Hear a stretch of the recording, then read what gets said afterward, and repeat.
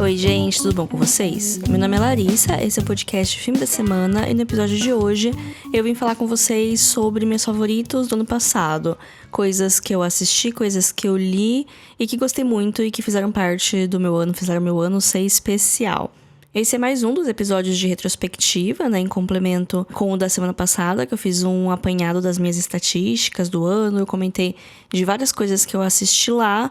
Hoje eu quero falar de coisas que eu gostei, eu só quero falar de coisas boas. Semana que vem eu acredito que eu vou fazer as decepções, a não ser que eu mude de ideia no meio do caminho, mas até agora é assim que tá. Se você quiser ficar antenado com tudo que se passa pela minha cabeça com mais frequência do que apenas uma vez por semana, siga-me no Instagram, @filme.da.semana.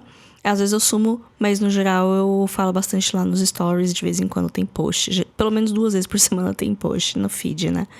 Mas enfim, no episódio de hoje eu quero falar muito rapidamente de alguns livros, de algumas séries e depois de alguns filmes, e vou fazer um top 10 de filmes lançados em 2023. Então essa vai ser a estrutura do episódio, né? Vamos que vamos. Porque eu já tô prevendo que ele vai ficar meio longo. Mas começando falando de séries, eu assisti muito pouca série esse ano. Várias do que eu tava acompanhando, elas encerraram. E todas encerraram muito bem, eu acho.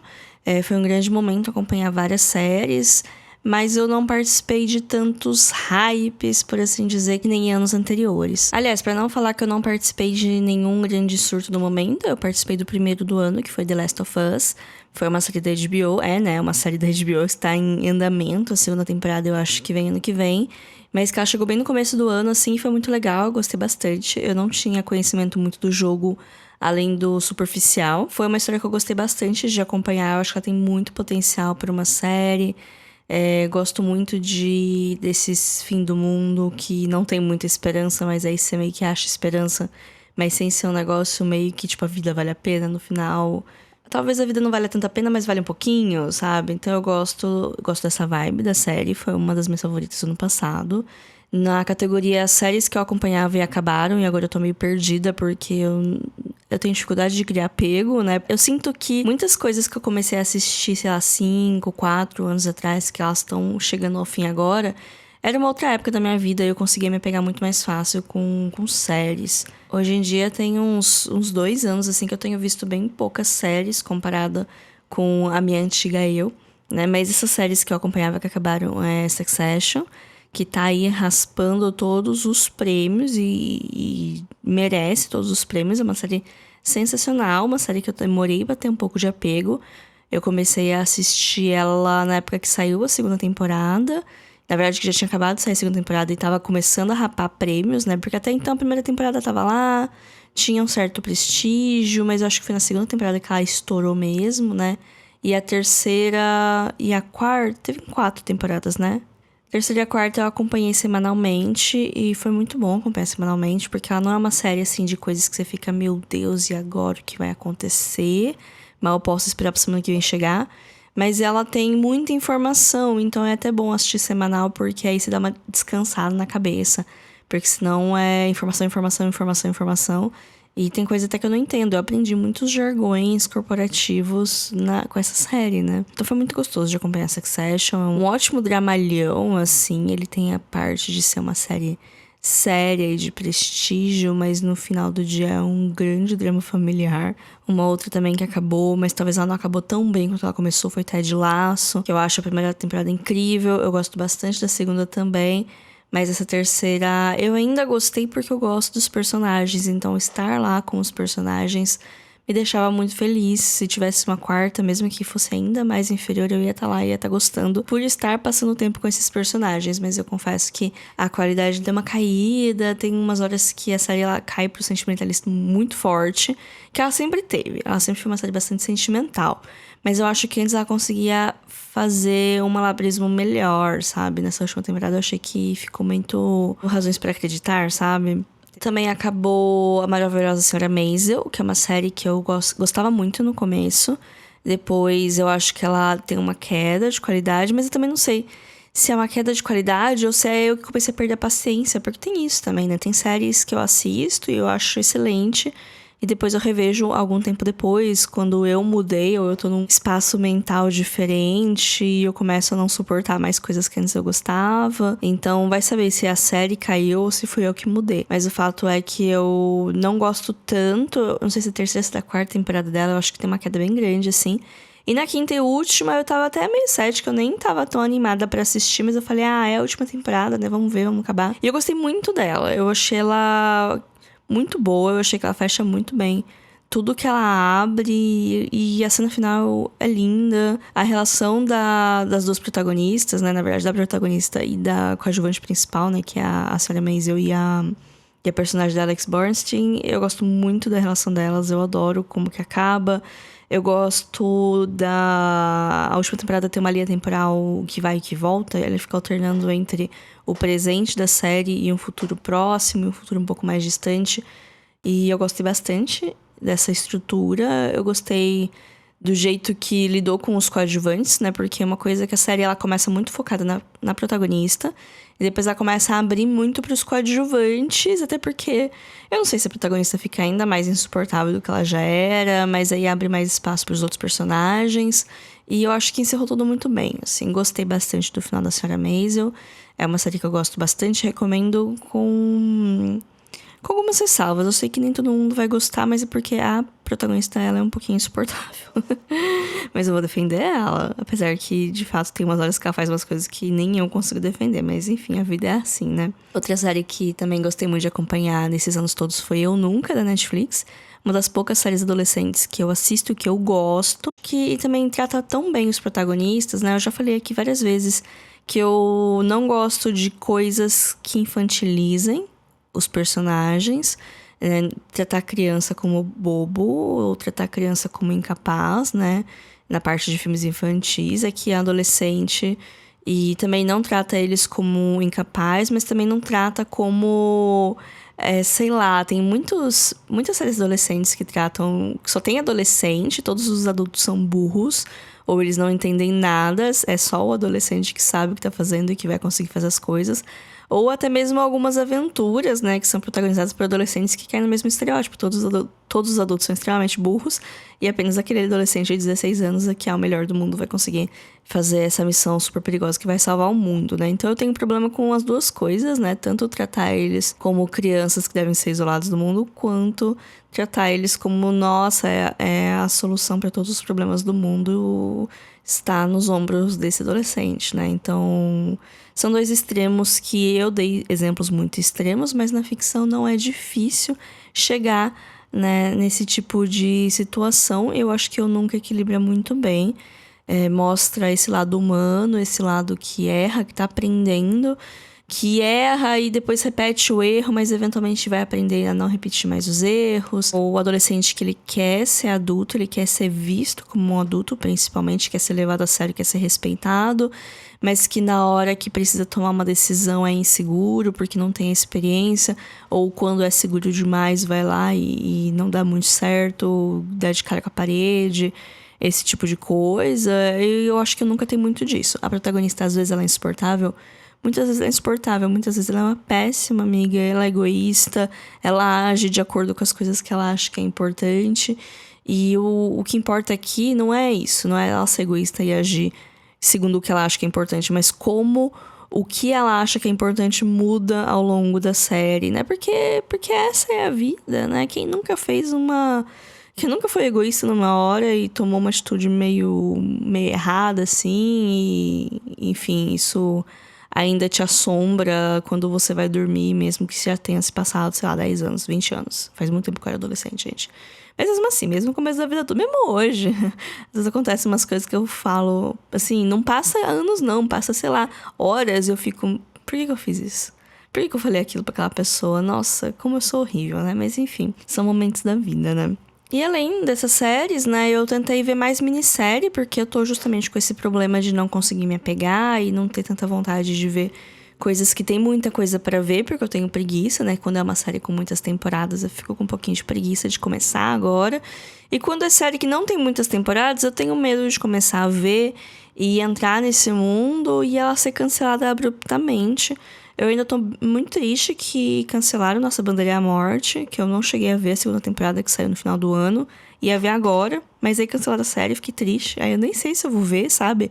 Olha o que o cancelamento faz na cabeça de uma pessoa. Mas então, eu vi minisséries, eu vi a série da Turma da Mônica, do Globoplay, que é uma série que ela meio que fecha o arco dos 2 filmes da Turma da Mônica. Não sei se vocês estão ligados no multiverso do Maurício de Souza Produções, né? Mas tiveram 2 filmes da Turma da Mônica, um em 2021 e o outro foi em 2019, acho. Que é com o mesmo elenco, que é baseado em 2 graphic novels da Turma da Mônica, que é a Turma da Mônica Laços, Turma da Mônica Laços e Turma da Mônica Lições. Um é a continuação do outro, mas os 2 funcionam de maneira isolada. Eu gosto muito dos 2 filmes, eu acho eles maravilhosos. O Laços, eu acho que ele tem uma barriguinha no meio, uma gordurinha ali que realmente... Eu assisti uma vez no cinema, eu amei. Eu revi depois, eu falei, realmente tem uma gordurinha ali que dá uma cansada, podia ter deixado um pouco mais dinâmico. O Lições, que é o segundo, eu acho ele perfeito. Porque eu acho que ele não tem o trabalho de introduzir, né? Que o primeiro filme ele dá essa introdução, por mais que eu acho que, né, quem não sabe quem é a Turma da Mônica. Mas o primeiro filme ele dá o trabalho, né, de dar essa introdução. O segundo não, ele já te joga ali, é uma aventura da turminha e todo mundo tem uma side quest, assim, todo mundo tem uma linha de história, enquanto que o Laços é meio que uma situação pra botar os 4 numa mesma aventura e lá vai desenvolver os laços que eles têm um com os outros, né, vai aumentar a amizade, fortalecer a amizade deles. O Lições separa eles e coloca cada um, assim, meio que na sua batalha individual pra ter esse desenvolvimento melhor dos personagens. E a minissérie, ela meio que fecha esse arco, ela não tem nada a ver. Todas essas histórias, elas funcionam sozinhas. Tem referência a uma outra coisa, mas elas funcionam como produtos individuais. Mas essa minissérie, ela dá uma fechada, mas ao mesmo tempo uma aventura nova. E é tão gostoso, é tão legal. Ela tem um negócio meio que de mistério, porque... Eu nem lembro o que acontece. Eu acho que alguma coisa some e aí meio que todo mundo é suspeito. E todo mundo fez alguma coisa meio que pra ser suspeito. E aí você vai lá fazendo uns flashbacks de cada um lá no dia, sabe? É bem legal. Eu gostei bastante. E eu achei fofo, porque tem todo esse negócio de drama de amadurecimento e tal. Todos os filmes têm. E eu vou sentir falta desse elenco. Eu gosto bastante dessa turminha, desse pessoal, desse filme. E agora, né, tá saindo o filme da Turma da Mônica Jovem, né? Saiu nessa quinta-feira no cinema, que já trocou de elenco. Assim, o pessoal dava pra fazer porque eles estão com a idade, né? Eu acho que os atores mirins, por assim dizer, eles estão com os seus 16, 18 anos, que é a idade da Turma da Mônica Jovem pra ter. Mas eu acho que eles optaram por um elenco na casa dos 20 anos, porque, sei lá, que é um modus operandi da indústria, sei lá. Estou um pouco cética? Eu sempre tô cética, né? Até porque eu tenho um apego com um elenco mais jovem, mas eu vou ver eventualmente. Nossa, nem terminei de falar de séries direito, já foi um tempão, né? Eu falei que ia ser sucinta e não estou sendo sucinta. É porque eu estou sem roteiro, né? Mas enfim, sou eu que vou ter que editar isso também, então... Boa sorte pra mim no futuro. Aliás, vocês repararam que nos últimos episódios a edição tá um pouquinho diferente? É que sou eu que tô editando, né?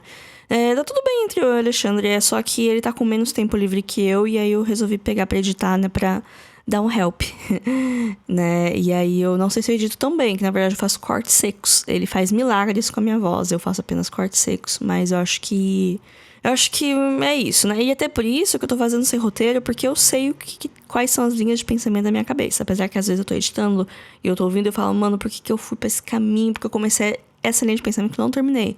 Mas tudo bem. Em breve, assim que terminar esse conteúdo de retrospectiva, vai voltar a ter roteiro. E a gente volta à rotina normal aqui do podcast, eu espero. Mas enfim, só pra fechar aqui, né, de séries, minisséries, eu assisti A Maldição da Casa da Colina. Eu fiz um episódio só sobre ela, eu gostei bastante da minissérie. Eu não recomendo pra quem tem muito medo, pra quem não é muito fã de terror, mas pra quem não se importa tanto com isso, ou pra quem gosta disso, recomendo demais. Apesar que é uma minissérie que ela fez muito sucesso quando ela foi lançada em 2018. Então, não sei se ainda é uma recomendação válida, porque tem muito disso também, né? Às vezes, principalmente a Netflix lança algo, estoura, faz muito sucesso, todo mundo vê, todo mundo cria conteúdo, né? Porque pra quem cria conteúdo tem esse desespero também de você assistir as coisas pra você fazer conteúdo, pra aproveitar, né, o hype, pra aproveitar esse tráfego que você ganha de interação. E depois passa um tempo, né? Tem um ciclo. É uma coisa desconhecida, que todo mundo começa a recomendar, e todo mundo começa a assistir e gostar. E aí tem essa recomendação enorme no boca a boca, não se fala de outra coisa. Aí isso fura alguma bolha.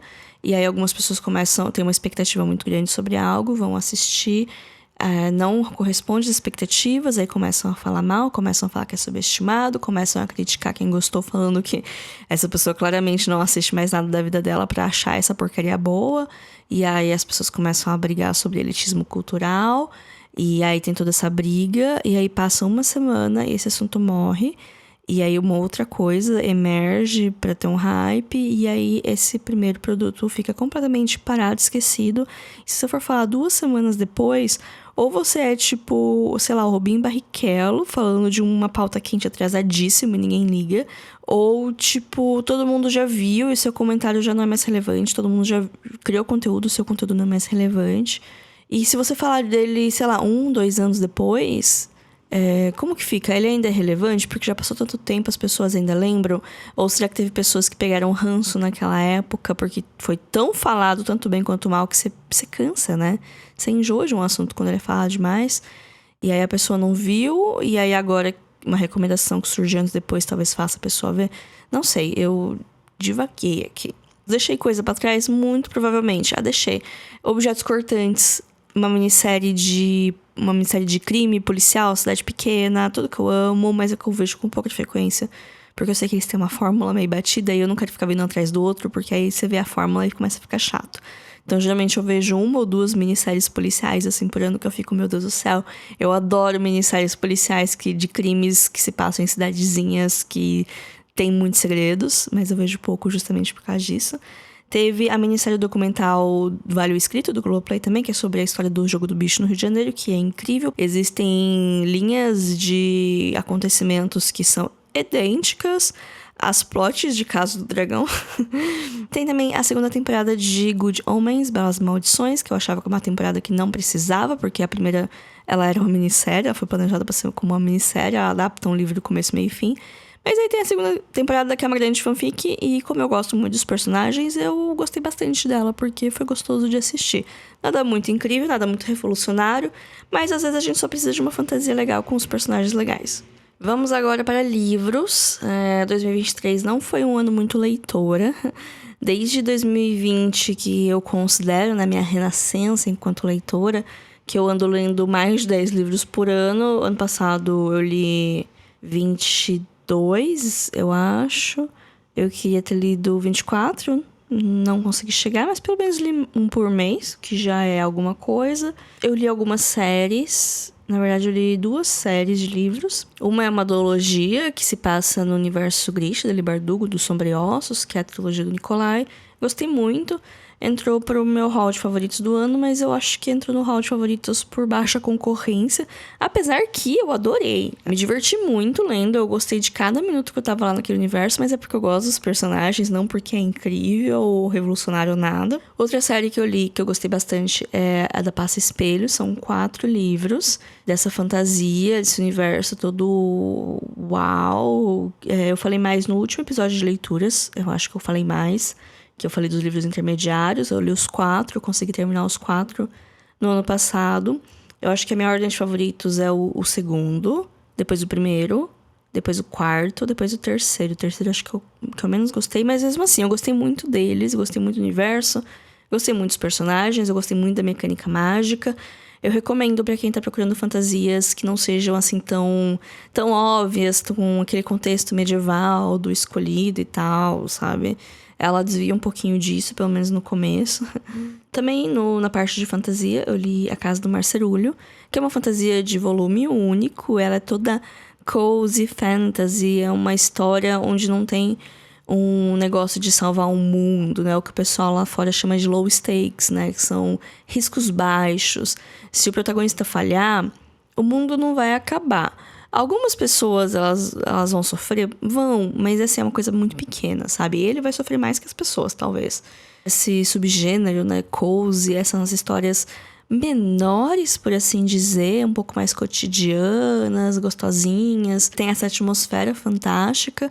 E é um livro que eu gostei bastante, porque é isso, ele é fofo, ele é gostoso, se dá pra ler bem rapidinho, a capa é bonita. E também entrou para meus favoritos do ano, eu dei 5 estrelas, favoritado. Acho que fui um pouco emocionada na hora, porque o final dele realmente é emocionante. Mas foi um livro que eu gostei bastante de ler e me fez bem na época que eu tava lendo ele. Também gostei de ler Marina, do Zafon, me deu vontade de voltar a ler Zafon. Eu já li A Sombra do Vento, uns 6 anos atrás, eu amei, eu achei fantástico. Quero reler, porque eu quero ler uma tetralogia também. Só que assim, os livros não são continuações, mas tá tudo no mesmo universo e é tão gostoso o jeito da escrita do autor, sabe? É tão envolvente, ele cria uma atmosfera tão legal, sabe? Da cidade, tudo se passa em Barcelona, mas sempre tem aquele rolê meio fantástico, tem um pezinho no realismo mágico. Tem um negócio meio atemporal ao mesmo tempo que é antigo. Nossa, é muito legal, Les Afon. Marina, pra mim, é pra crianças, assim. Só que não exatamente. É que ele é considerado infanto-juvenil, mas eu acho que é muito mais porque ele é um livro mais simples enquanto narrativa. É um livro curto, de, sei lá, 200 páginas. Ele não tem tantas tramas paralelas, ele não tem tantas coisas que vão se enrolar pra no final ter a conclusão que tem Na Sombra do Vento. Mas a atmosfera dele lembra muito. Tem esse negócio de crianças investigando e metendo o nariz onde elas não deveriam estar metendo o nariz. E de adultos que confiam, olha para aquela criança, confia, conta a história da vida dele. E essa história vai ser o que vai fazer tudo fazer sentido e eles resolverem o mistério que eles estão indo atrás. Todos esses livros têm um quê de mistério também, assim, né? De um personagem que ele se vê com uma situação que tem um mistério, tem alguma coisa ali que tem umas perguntas que ele quer que responda. E aí ele vai atrás dessas respostas, conversando com outras pessoas, sempre tá muito ligado com memória, com o passado. É incrível, é incrível. Então, Marina é um ótimo jeito de começar Les Afon, apesar que não é uma leitura difícil. Dá pra ler A Sombra do Vento, que é o best-seller dele, mas eu acho que tudo que você vai ler depois de A Sombra do Vento, você vai ficar comparando com A Sombra do Vento, né? Não li muitos clássicos esse ano, mas eu li O Morro dos Ventos Vivantes. Foi o primeiro livro que eu li esse ano, e é um livro que eu penso nele até agora, ele tá constantemente na minha cabeça, porque ele é incrível, a história dele é um negócio, assim, fora de série.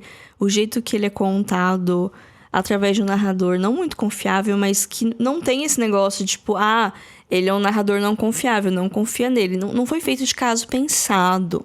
Eu nem sei se na época era algo a ser discutido isso. Não sei nem se a Brontë pensou, tipo, vou fazer a narradora ser a vizinha pra você não poder confiar nela. Eu acho que não, sabe? Mas mesmo assim, ela não é confiável, você não tem muita certeza. Não é que você não tem certeza, é que ela conta as coisas e você fica... mas será que foi tão ruim assim? E aí depois vem um outro personagem que conta e você vê, putz, realmente foi ruim, mas de fato Heathcliff cometeu muitos crimes, né? Mas mesmo assim eu acho um livro muito, muito interessante. Ele lida com muitos temas e eles são muito interessantes e ele não é difícil de ler. Um pouco maçante, mas assim, dos clássicos que eu tô lendo ultimamente, ele foi o mais fácil de ler, foi o que eu li mais rápido, foi o mais envolvente. Não parece que é um livro que tem mais de 200 anos, sabe? Eu achei ele incrível, incrível, incrível. E outros livros também que eu li que me marcaram, né? Enquanto estamos aqui na parte cult. Teve Sula, da Toni Morrison, que foi bastante interessante. Esaú e Jacó, do Machado de Assis, que me fez entender todo o hype do Machado de Assis e como o homem era incrível com as palavras e com o senso de humor muito único. Tem A Palavra que Resta, do Stênio Gardel, também, que é uma ficção contemporânea nacional muito interessante, que tem esse negócio do fluxo de consciência e com várias coisas. Teve Stardust, que era um livro que estava na minha lista fazia muito, muito tempo, praticamente desde que eu assisti o filme de 2007. E eu amo o filme, eu fiz um episódio sobre o filme lá nos primórdios, no primeiro ano do podcast. E eu acho que lá naquele episódio eu falo, né, que eu queria ler o livro, mas nunca tinha chegado o tempo. Eu li esse livro, eu li esse ano. Eu gostei, não amei. Na verdade, eu acho que eu tenho um problema com o Neil Gaiman. Na verdade, não é um problema. Eu gosto muito das histórias dele. Eu acho elas muito criativas. Eu gosto do jeito que ele escreve. Mas sabe quando falta um negocinho que eu não sei? Falta um negocinho ali pra eu ficar encantada? É o que eu sinto com o Neil Gaiman, que falta ali um negocinho ali. Também li Memórias de uma Geisha, que era um livro também que eu tava na minha lista quase há tanto tempo quanto Stardust, e esse é ainda mais grave porque eu tinha um livro físico desde 2011. Eu li num livro físico antigo, nossa, muito velho. Mas enfim, ele tem a página branca e a letra minúscula, já é o suficiente pra ser um tormento essa leitura. Eu gostei, mas assim, é apenas ok. Vamos pra filmes agora, né? Já falei muito de outras coisas que não sejam filmes para um podcast que chama Filme da Semana. Eu vou passar rapidamente sobre alguns filmes que eu vi esse ano que entraram pra minha lista de favoritos. E depois eu vou fazer um top 10 lançamentos 2023. Alguns filmes que eu vi no ano passado e que não são lançamentos, mas que ficaram bem alto assim no meu ranking geral e que entraram pra minha lista de favoritos da vida. Duas Garotas Românticas, um filme francês, um musical do Jacques Demy. Tá disponível no Telecine, se não me engano. É incrível, é colorido. Você quer imediatamente ser loira e francesa e se mudar para uma cidade bonitinha. After Sun, né, que na verdade é um filme de 2022. Ele foi lançado no cinema aqui no Brasil no finzinho de 2022. Chegou no MUBI no começo de 2023, que foi quando eu assisti. Então ele entrou pro ranking de 2022 de muita gente e ele não entrou pro meu, porque eu só vi ano passado, né? E não dá nem pra falar que é lançamento ano passado, porque não é, né? Tanto After Sun quanto Duas Garotas Românticas ganharam episódio aqui do podcast no ano passado. Também teve Cidade dos Sonhos, o Mulholland Drive, que é o clássico dos cinéfilos, o filme do Lynch, da virada do milênio. É incrível, é um negócio que tá na minha cabeça até agora. E surreal e loucura, e o cinema realmente pode ser o que quer que a gente queira que seja, né? O Segredo de Brokeback Mountain é um romance, um drama, um melodrama. Ele pode ser muitas coisas, mas é uma história sensacional, contada de uma maneira excelente. Ele é um marco do cinema, ele é um produto de sua época também. E gostei bastante do filme, não sei porque não tinha visto antes, pra ser bem sincero. Eu revi o serviço de entregas da Kiki, que era um filme que no passado eu achei apenas ok. Hoje eu acho isso um crime, porque ele é incrível, ela é literalmente eu.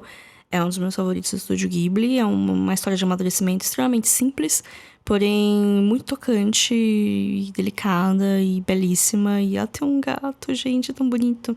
Minha Vida de Abobrinha também foi uma animação que eu amei, eu não dava nada, achava os bonequinhos esquisitos e eu adorei. Me inspirou a fazer um episódio do podcast, que eu falei dele, falei mais de outras coisas também. Ele não ganhou um episódio solo, mas foi quase. Quem ganhou o episódio solo foi Durval Discos, eu acho que é um dos poucos filmes nacionais que tem episódio solo aqui no podcast. Eu amei, é também uma viagem, tem momentos que são comparados, assim, à Cidade dos Sonhos, e eles são meio que contemporâneos, assim. Tem uma surrealidade com gotas, assim, com notas de coisas que a gente tá familiar, que são parte da cultura brasileira e parte do nosso cotidiano. É muito bom ver, tipo, coisas brasileiras, ler livros brasileiros, ver filmes brasileiros e conseguir se ver ou ver coisas do nosso cotidiano tão mais próximos, sabe? É bom demais. Esse filme é muito, muito bom. E eu também recomendo pra todo mundo que gosta de filme diferente. Porque ele exige um pouquinho, assim, de atenção e de abstração. Mas não é que nem Cidade dos Sonhos, por exemplo. Ele é bem mais fácil do que Cidade dos Sonhos. E alguns clássicos mais antigos também que eu gostei muito de ver. Que é o Bringing Up Baby, o Levada da Breca. Que é um filme quase tão velho quanto a minha avó. E ele é incrível, é um filme de comédia de erros, com a Katharine Hepburn e com o Cary Grant, e com uma onça, é uma loucura. Engraçadíssimo, acho que deve ter no YouTube pra achar, eu vi na HBO Max, mas tava saindo, e foi por isso que eu vi, né, que era um daqueles filmes que tava na minha lista fazia muito tempo, e eu fui ver porque sai do streaming. Eu faço muito isso, eu boto um monte de filme na minha lista, e aí quando eu recebo a notificação, ou quando eu vejo lá listas de filmes que vão deixar o streaming, e tem filmes que eu quero muito ver, eu vou correndo pra ver. Aí depois eu adoro eles e quero recomendar. E onde tá esses filmes não tem lugar nenhum, porque eu demorei pra ver, né? Mas enfim. Foi também o que aconteceu com Charada, que eu vi porque tava saindo da MUBI, mas já voltou também. E também é um filme que tem em muitos lugares. Eu acho que tem na Pluto TV. Vários lugares de filmes grátis tem Charada, que é um filme também com o Cary Grant e com a Audrey Hepburn. É um filme um pouco menos velho, eu acho que é de 60 e 61, é dos anos 60. Então, assim, o Cary Grant tá um pouco mais velho, ele tá velho demais pra ser par da Audrey Hepburn, mas tudo bem, Charada é uma comédia romântica, mas também é um thriller, E também tem umas coisas de suspense e perseguições meio Hitchcockianas, assim. É muito bom esse filme, porque ele tem um pouquinho de tudo que faz o cinema ser incrível. E os looks da Audrey Hepburn estão excelentes também. Né? Não vou me alongar demais, né? Tem vários outros filmes que eu poderia ficar falando aqui. Tem Sua Mãe também, tem Adeus Lane, Bonnie e Clyde, Pele de Asno, Os Infiltrados. Mas, enfim, não vou... mais seguir. Vamos agora para o top 10 de filmes lançados em 2023. E para considerar lançados em 2023, eu considerei Brasil. Então, sim, existem filmes aqui nessa lista de 2022, mas que só chegaram em 2023 aqui no Brasil, seja no cinema, seja no streaming. Alguns dos filmes que eu vou falar, eles só chegaram ou vão chegar esse ano, sim, mas eu vi ano passado. Como? Descubra. Mas aí eu botei na lista também, porque eu não queria deixar de falar deles, né? Mas o critério que eu usei foi lançamentos no Brasil. Em 10º lugar, coloquei Nimona, que é uma animação da Netflix, que tem todo um drama do lançamento, porque ela foi o último projeto da Blue Sky Studios, né? Que vocês talvez não estejam ligando o estúdio à figura, mas é o estúdio da Era do Gelo, do Rio. Eles eram da Fox, mas aí com a compra da Disney eles foram pra Disney, foram meio que incorporados na Disney, né? O estúdio, eu acho que o nome Blue Sky deixou de existir. Esse filme tava pronto, mas aí a Disney não queria lançar. E aí meio que foi pra aquele leilão de quem quer distribuir esse filme pronto, né? A Netflix pegou, lançou. E que bom, né? Mas nisso passou-se alguns anos, né? Esse filme tá feito faz um tempo, é uma adaptação de uma HQ de mesmo nome, e esse filme é incrível, ele é uma animação dessa criatura, dessa Nimona. Ela tem a forma de uma adolescente, mas ela é uma shapeshifter, é por isso que eu tô tendo dificuldade. Ela é uma troca-corpos, ela consegue mudar a aparência dela, consegue se transformar em animais, que nem o Metamorfo do Jovens Titãs. É Metamorfo? Mutano. Nossa, por que eu tô falando Metamorfo? O Mutano, o verdinho.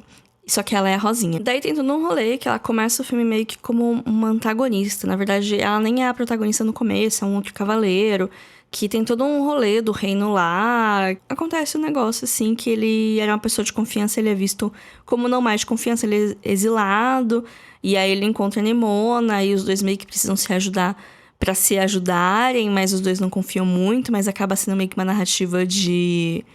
não chega a ser pai e filha, mas é uma coisa meio The Last of Us, mas completamente diferente. Mas tem umas coisas parecidas, mas é completamente diferente.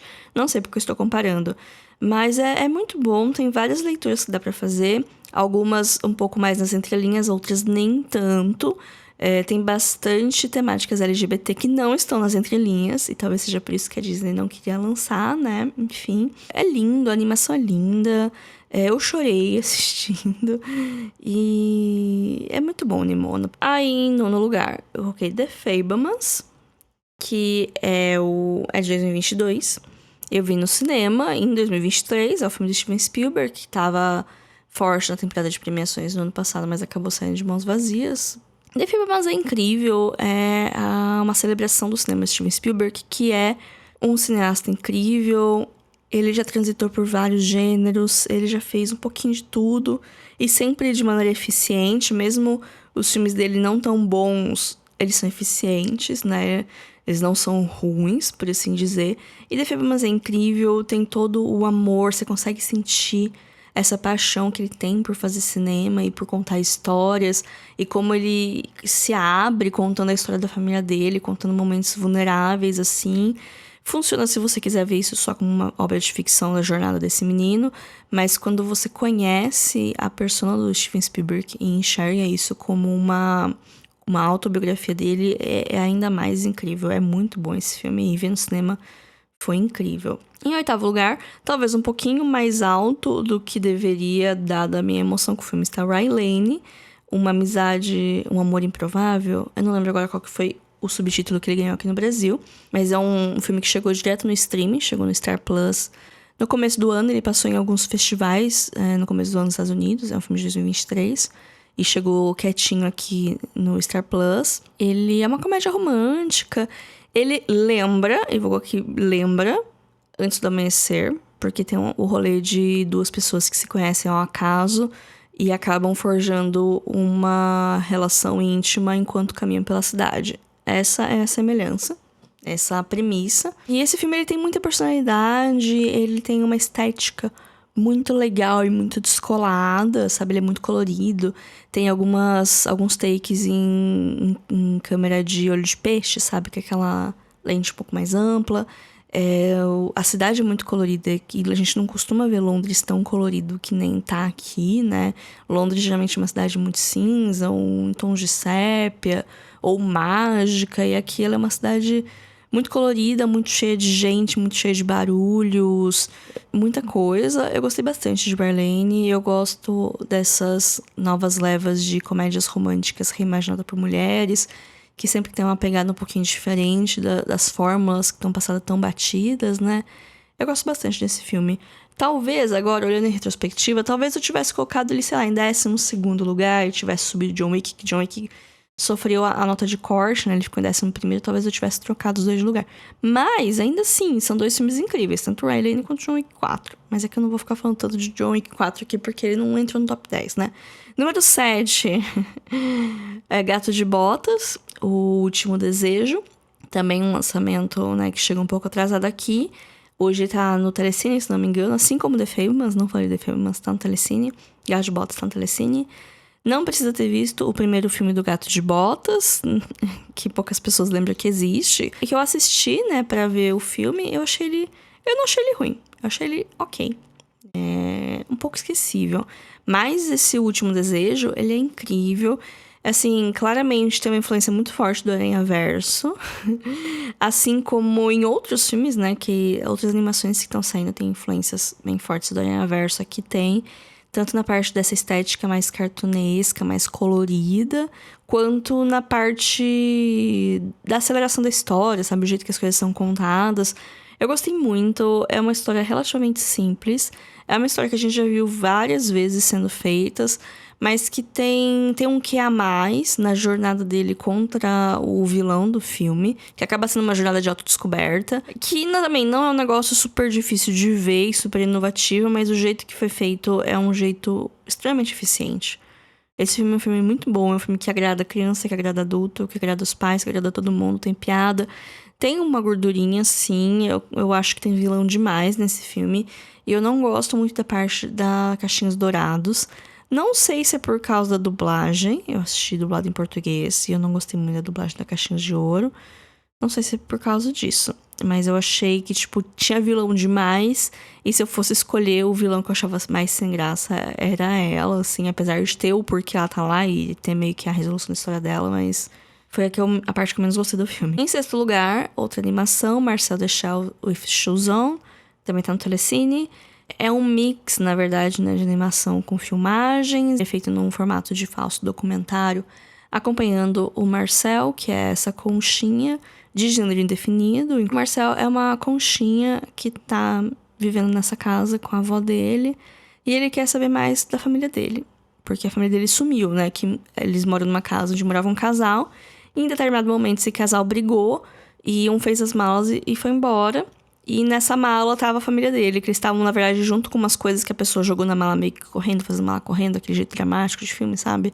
E aí a família dele foi embora com esse pessoal. E aí a casa, eles eventualmente transformaram no Airbnb. Então sempre tem pessoas diferentes.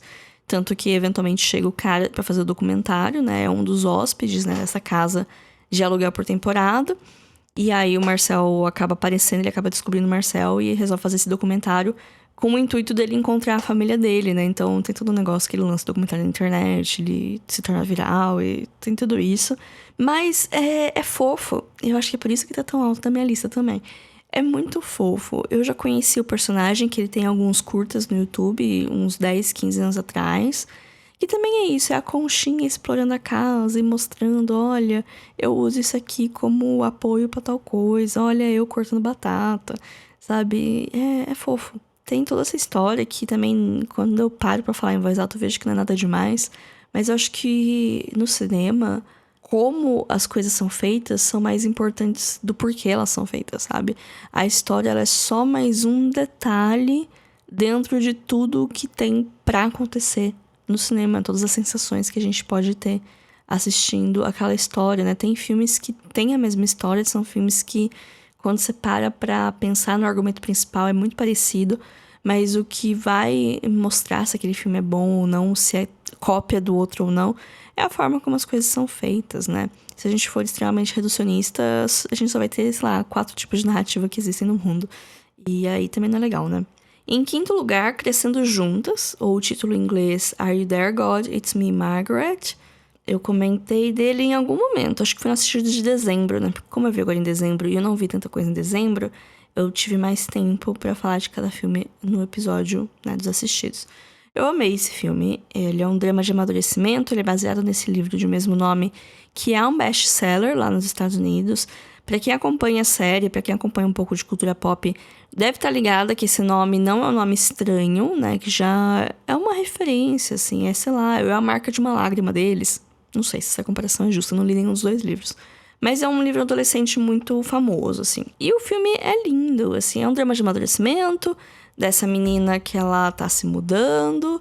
Então tem todo o choque de você ter que começar do zero, fazer amizade do zero, e essa época que é tão complicada, que ela não é uma adolescente, mas ela não é mais uma criança. Ela tá na pré-adolescência, que eu acho que é o pior período da vida de todo mundo.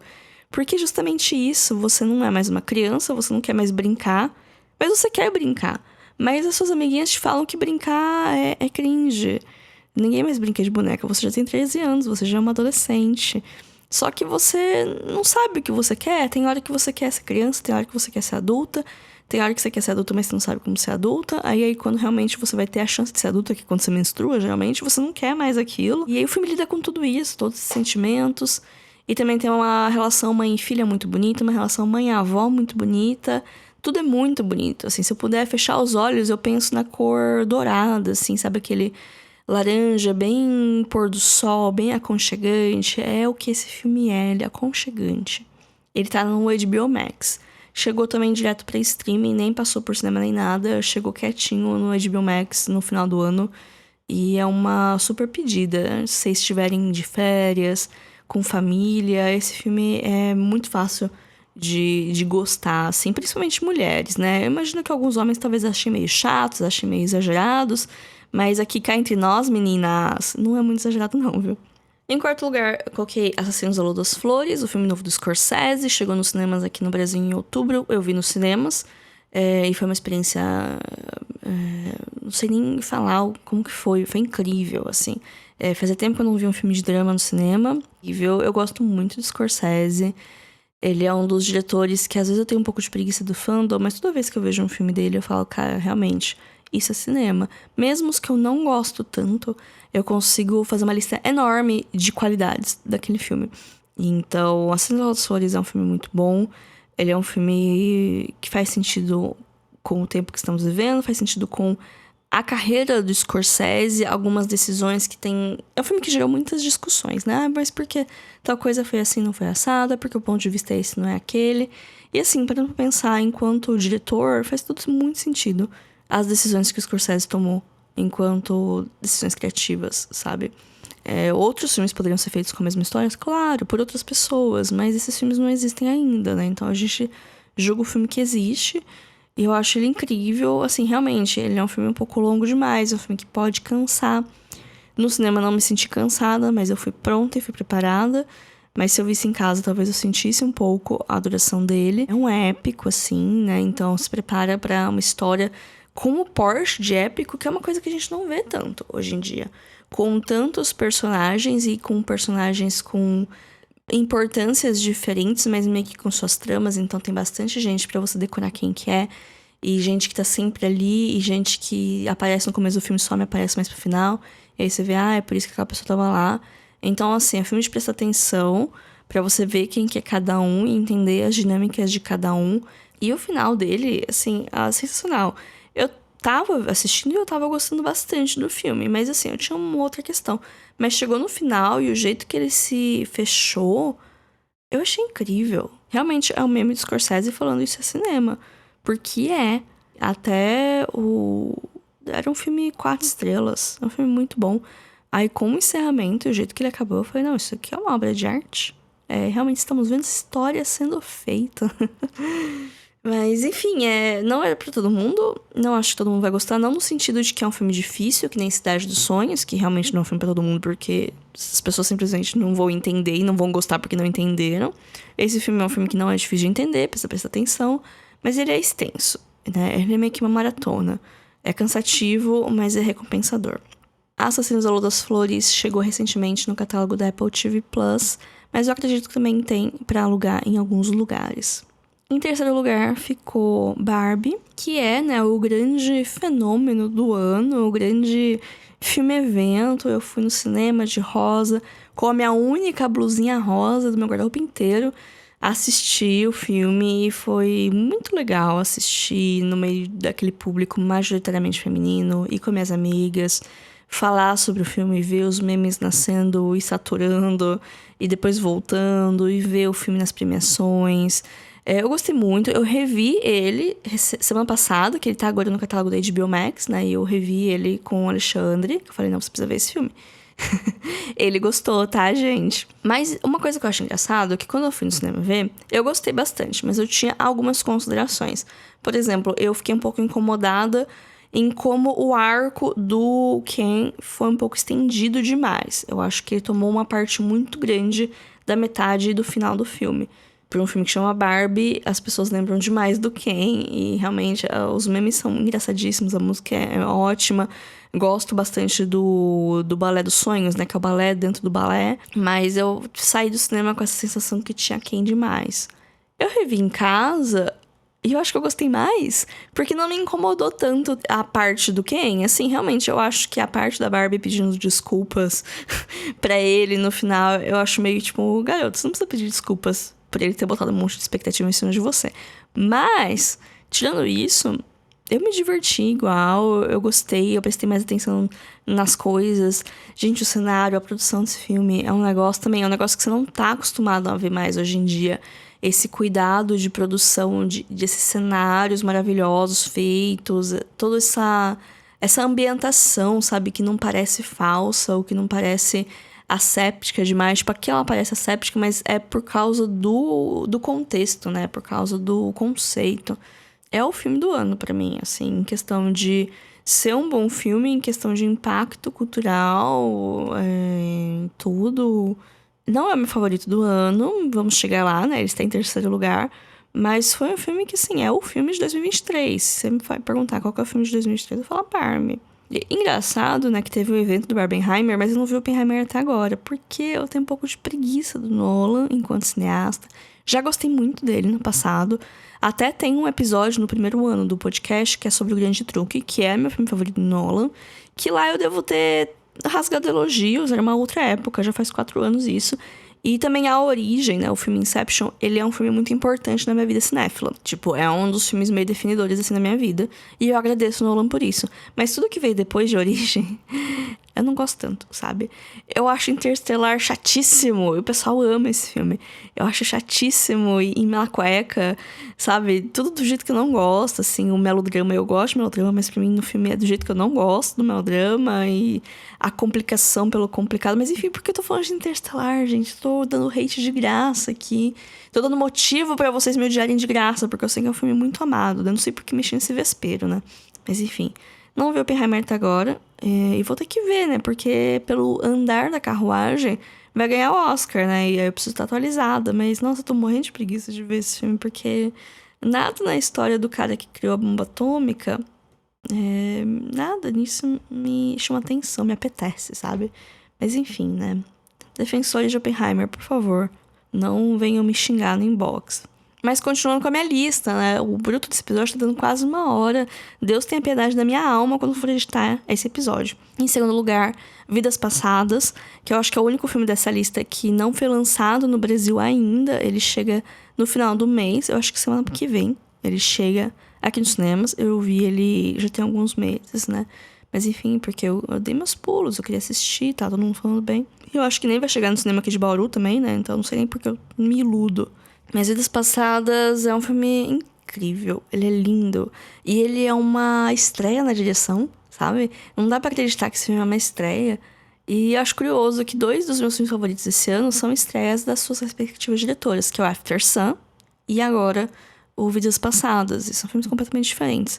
Vidas Passadas, ele me lembra um pouco, e assim, um pouco, Amor à Flor da Pele. Também, não é porque é uma estreia excelente que eu vou botar no mesmo patamar do Wong Kar-wai. Calma, gente, não me matem. Mas ele tem um quê, assim, de você sentir, sabe? Você colocar a mão na tela, você consegue sentir os sentimentos, sabe? Porque eles estão ali em todos os lugares. Mas tem um quê, assim, de... Ai, eu não sei nem como falar desse filme. Eu não sei nem como falar desse filme sem entregar demais, ao mesmo tempo que eu posso falar tudo o que acontece, mas não é a mesma coisa que você parar e você assistir, né? É um filme muito de sensações. E é um filme que vai te deixar muito pensativo. Ele vai te deixar naquela espiral do e se, né? Porque ele lida muito com esse tema de e se as coisas fossem diferentes? E se eu não tivesse ido em tal lugar ao invés de ter ido em tal lugar? E se eu tivesse saído com você naquela noite ao invés de ter ido pra outro lugar? Tipo, ele brinca muito com esses e se's. Tipo, pequenas coisas diferentes que poderiam ter tudo diferente. Mas não de um jeito efeito borboleta, de um jeito mais drama e cinema de drama. A gente acompanha uma moça, uma mulher, né? Que na verdade o filme ele tem 3 linhas temporais mais distintas. Uma quando eles são crianças, quando eles têm 12 anos. Um quando eles têm 24. E o presente, que eu imagino que eles tenham 36, porque o filme fica pulando de 12 em 12 anos, né?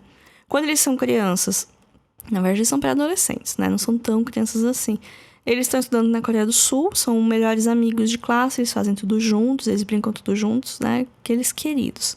E aí, a menina, a família dela, né, se muda pro Canadá, né? Os pais dela querem se mudar pra uma vida melhor. E é até engraçado isso, porque eles já têm uma vida relativamente confortável, pelo menos é o que parece pra gente, na Coreia do Sul, mas eles querem se mudar, né? Para os filhos terem mais oportunidades, né? E então tem esse primeiro momento, aí depois tem um segundo momento, quando eles estão nos seus 20 e poucos anos, que os dois conseguem se reconectar. Naquela época do Facebook, não sei se vocês lembram, assim, uns 10... Na verdade, em 2010, mais ou menos, né? Que teve o auge do Facebook e que as pessoas iam buscando, né? Os seus colegas de escola, as pessoas que você não via há muito tempo no Facebook. E tinha todo esse momento de se reconectar com pessoas que você não via há muito tempo e falar, nossa, a tecnologia veio para nos unir, e que maravilha que é a tecnologia, né? Mal sabíamos, né, que íamos virar reféns dela, né? Mas é aquele momento muito de deslumbramento do como as redes sociais e a tecnologia ia diminuir distâncias, né? E isso de fato acontece porque os dois se reconectam. E depois a gente tem a linha do tempo dos dias atuais, com os dois na faixa dos 30 anos e eles novamente se reconectam. Muita coisa acontece com os dois nesses intervalos. E nossa, é muito bom esse filme, sabe? Não vou falar mais que isso pra, né, não dar eventuais spoilers. Mas é um filme que lida muito com a complexidade dos sentimentos. Porque às vezes alguns produtos podem tratar o amor como algo simples. Ou como o amor apenas a paixão, sabe? Aquela paixão do início, aquele negócio de te deixar sem ar, te deixar com borboletas no estômago, do começo do relacionamento, até porque tem vários livros, vários filmes que ele só se tem a isso, né? A parte do conhecer, da conquista e depois do felizes para sempre, né? Sendo que, na verdade, o amor, ele é um sentimento extremamente complexo, porque ele envolve muitas coisas. Além disso, além dessa paixão, além, sei lá, do desejo, tem muita coisa que envolve. E assim são os outros sentimentos que a gente tem pelas pessoas às nossas voltas, que não são necessariamente nossos maridos e esposas, né? Todos os relacionamentos humanos, eles são complexos. E todos os sentimentos que a gente tem pelas outras pessoas, eles são complexos também. E o filme, ele dá uma explorada nisso. Além, é claro, de ficar no e se, né? Que é o que vai levar as pessoas à loucura.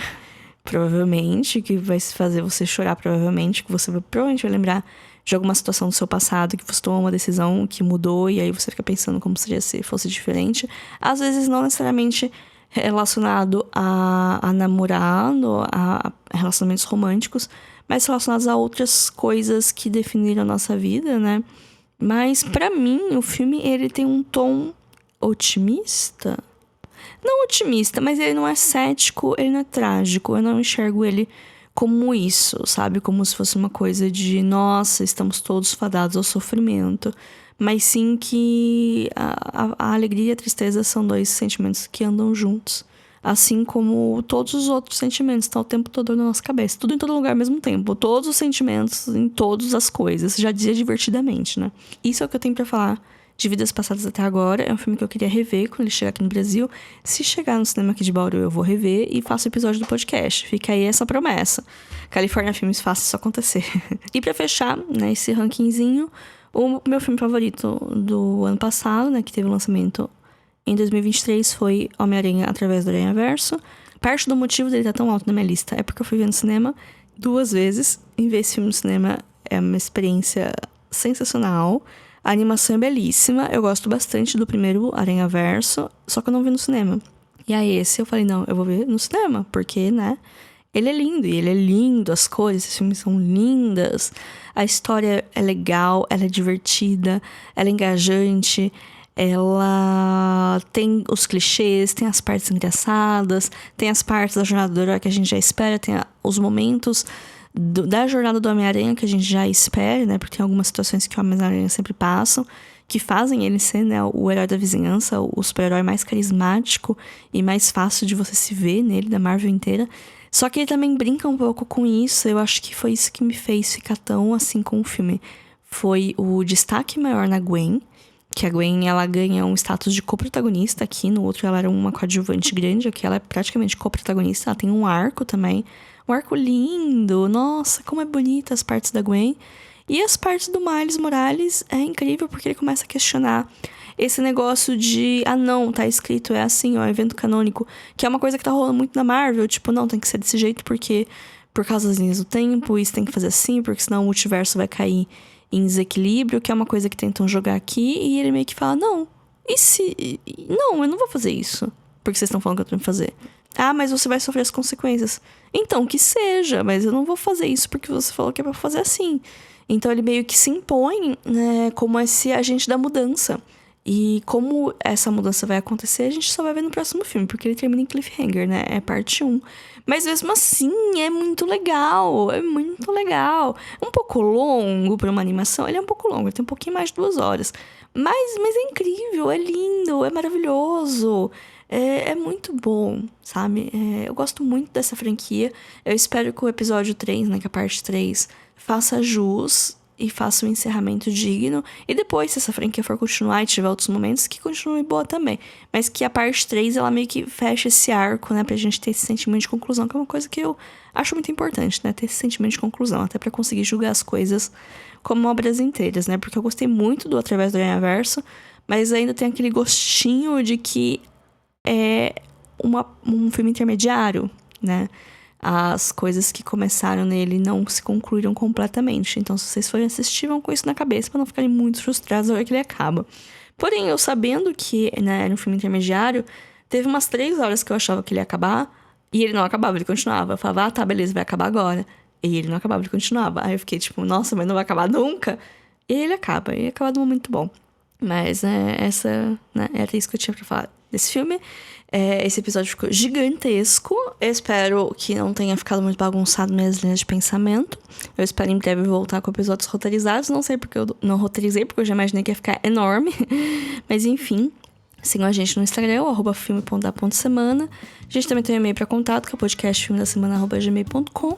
E semana que vem estamos de volta. Fiquem bem e até mais. Tchau, tchau.